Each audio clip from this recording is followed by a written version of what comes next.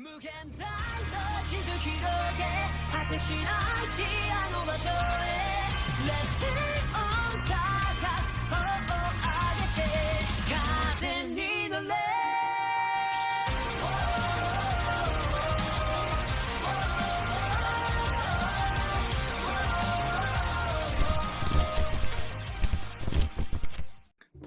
Welcome to the fantastic world of One Piece.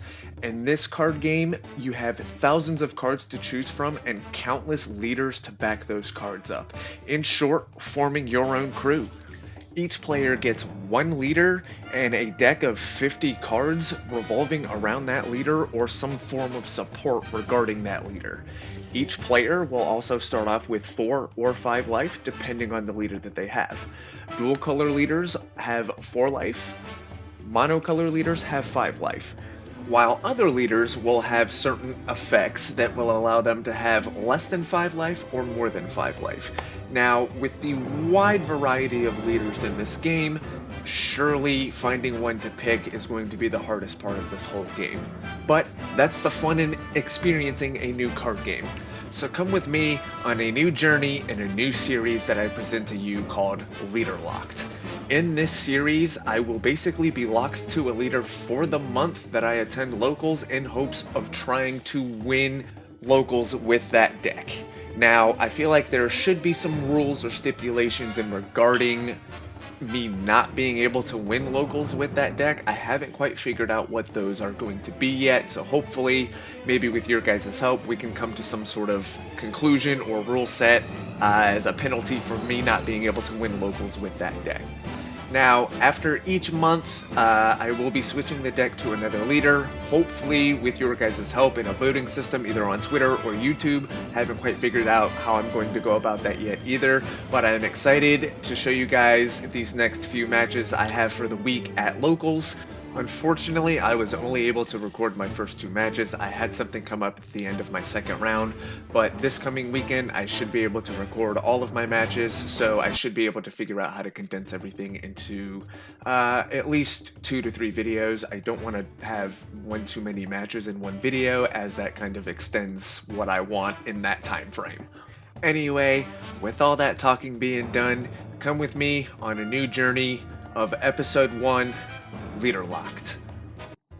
What's going on, guys? Wrath here. Welcome to another video on my new series, Leader Locked, where I try to take down locals in a month using a selected leader of mine or your choice. Today is Magellan versus Lucci, week 1. This is a leader I haven't played since 02. Back when there was a little more viability and not so much oppressive cards being played in a meta. But anyway, I won the die roll. I decided to go first. We start off with Hannibal here.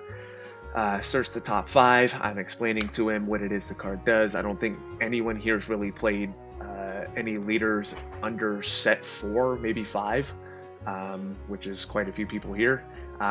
So I elect to go ahead and grab Koala. I do believe I have a 2K Little Sadie in hand, which is something I do end up going, I believe, next turn. There's not a lot of 3-drop plays in this. This list is something currently different than what I'm playing now. You know, after going 0-2 at locals, you kind of go back to the drawing board a little bit. The deck has its moments. It definitely has its merits as well. But that's just how things go. Anyway, we pass. Lucci player passes back to us. We are now on 3 Dawn. Here is where I just go ahead and say 3. Little Sadie into Koala, and I believe we swing 5. Explaining again what Little Sadie does. By playing her, you are allowed to play a Jailer Beast from your hand. I believe it's a 4 cost or less, but he counters out of the 5k swing with Sabo. We end up passing turn here. So I don't quite particularly play too many Luccis, but he'll end up going 5 Lucci's effect trash and give -1. He will end up playing Lucci here also, the 4 cost, and popping the Little Sadie and the Hannibal.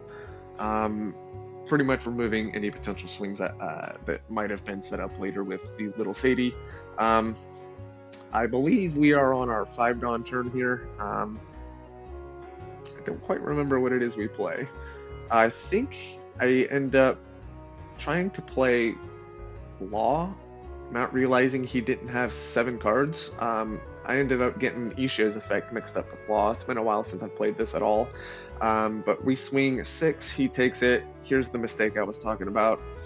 He corrects me into thinking that, it's not 6, it is 7. So that's when we just rewind it back to a playable game state, and we kind of go from there. I believe I drop Black Maria and swing 6 with the Koala, which I do believe he ends up countering out of again.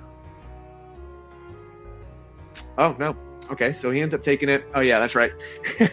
Gets the lucky trigger off of the Who's Who to KO my Black Maria, which sucks because I could have really used that later with my Kaida that I end up playing. So we pass turn, play Spandom, goes for the search. Looks like he ends up whipping on the search there from the Spandom,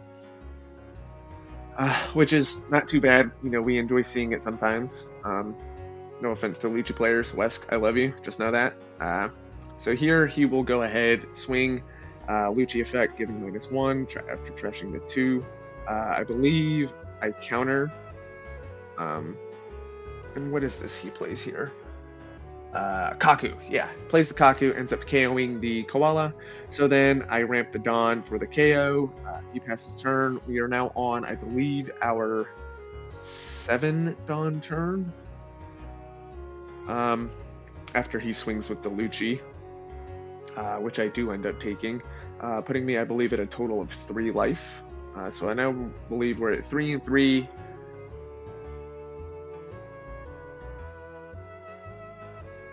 And I'm on 7 Dawn. I believe this variant plays the 7-cost kid, if I'm not mistaken, which isn't too bad.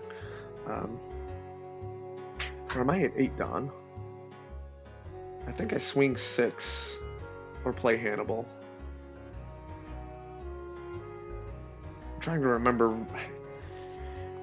I feel like I should go back and watch the video before I end up doing a commentary over it. Sometimes it does help. I'm doing the commentary as I'm watching it, so I'll be sure for next time to go ahead and remind myself to do that. Okay, so I was right. We do play the Hannibal. We end up, I believe, searching for a 2K, but we don't end up getting a 2K. I believe I had to take the Koala, which isn't too bad. I don't mind it. It's a counter, it's a blocker, it is what it is. You don't get the look of the draw every single time. But add Koala to hand, I play 7, going -1 for Kid, giving my leader +1, and Magellan's effect giving him another +1. So he's at 2 for a 7K swing, which is honestly not too bad, but 7-cost Kid's viability has kind of run its course. It was good when playing Red Purple Luffy, but he's not quite around yet. He does make a reappearance in set 9, but as of right now, that's the way it is. I also do keep forgetting to take the die off of my leader. I know it's not the entirety of the opponent's turn either. It's just for my turn only. So here's where things start to get a little interesting. On, I would say, both of our ends. I'm almost positive he ends up KOing the Kid, no problem here. I think he Ice Ages. He's just mathing out some Dawn. I do know he's got enough to remove this. Okay, so he's gonna 7K leader. Trash the top 2, give -1 to my Kid.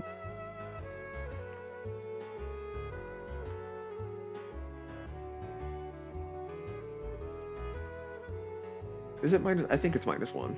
I'm not 100% sure, but this is where he Ice Ages. Putting him down to, I believe, a 2. And then he plays Lucci for the KO.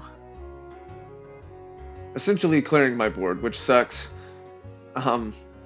And so he will end up taking 3 cards and putting them at the bottom of the deck.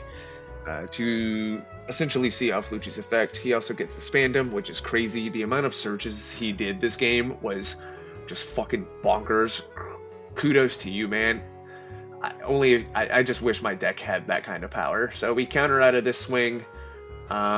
We end up going another 2k to counter out of that swing. So I'm still in here with 3 life.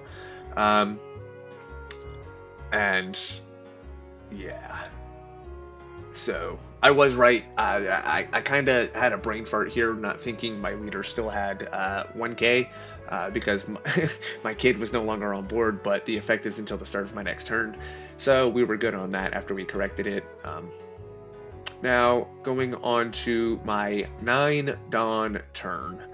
I did not have anything to answer anything here, so I'm pretty sure I popped the Kaido. And we just end up swinging for 10, 6, and that's it.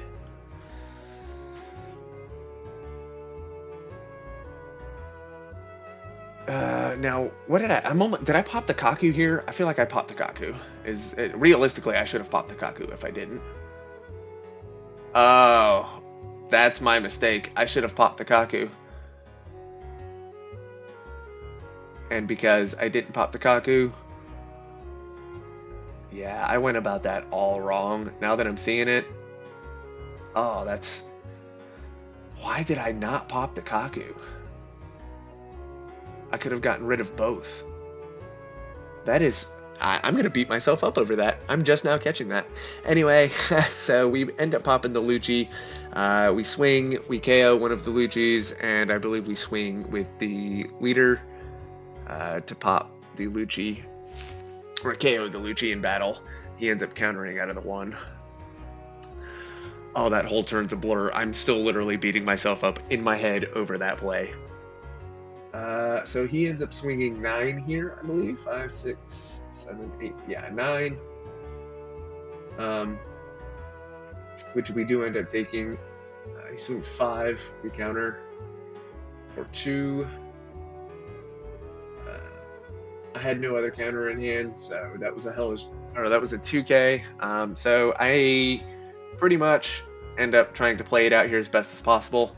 There's not too much I can do with the amount of Dawn that I have. I don't believe I had a Black Maria either, which also would have come in clutch. At least, for the following turn. The one drawback of this variant, I was only playing 5 blockers and 12 2Ks. So the new build, I switched some things up. I am playing more blockers, and I believe 2 less 2Ks. So here we try to swing into the Kaku. He ends up countering out of the 7k swing. We end up popping it with the Kaido swing, which is not too bad. But again, there's not much you can really do in this situation. All around, it was a very good game. So Wes, congratulations on the game win. But yeah, we activate 2 Hell's Judgment here. I believe I needed 1 more K to counter out of this. All around, very fun match. Nothing to disappoint. Very fun trying to figure out different variants of Magellan in the coming weeks for this series. But overall, I hope you guys enjoyed the video. I will be uploading round 2, I believe, Thursday.